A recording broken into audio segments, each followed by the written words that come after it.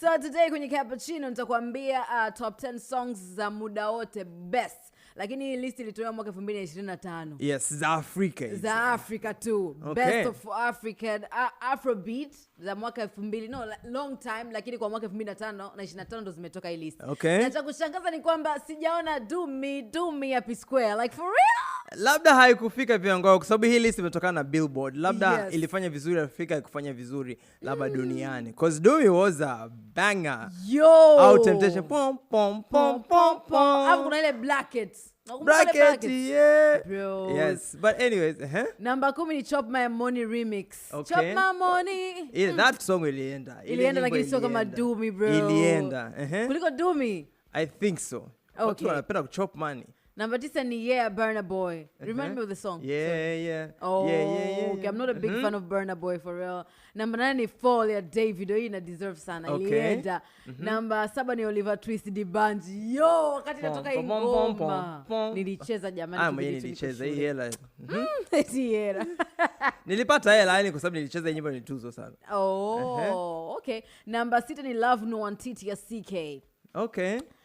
Number 5 ni Essence, nime-expect kabisa Essence iwepo. Number 4 ni Calm Down ya Rema. Number 3 ni Nwa Baby Ashao remix. Ashao, Awisha, Ashao. Hapo unajua Ashao ni neno fulani vile kipiji na mbolo atakena. Yes. Maana yake No. Maana yake ni P. Like a P word. Like mwanamke ni yeah, nasema Lady of the Night. A Lady of the Night. Yes.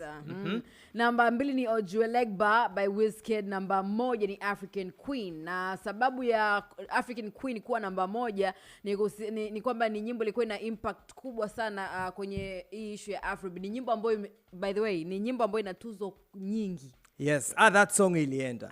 I think kwa sababu ilikuwa ni kila Mwafrika alikuwa anajiattach. Unajua unaweza kumuita mama yako African Queen, naweza kukuita Connie African Queen. Ilikuwa ina praise African women. Yes. So because of that obviously lazima ende viral. Na napenda kusifiwa. Kwa kweli, na nyingine pia commercial success ilikuwa kwa kweli ilienda hii nyimbo. I don't know kwa nile baby haijaika kwenye hii nani. Baby ilienda au inajua kuna vitu vinaita Afrika na labda Tanzania lakini haviiti kwingine.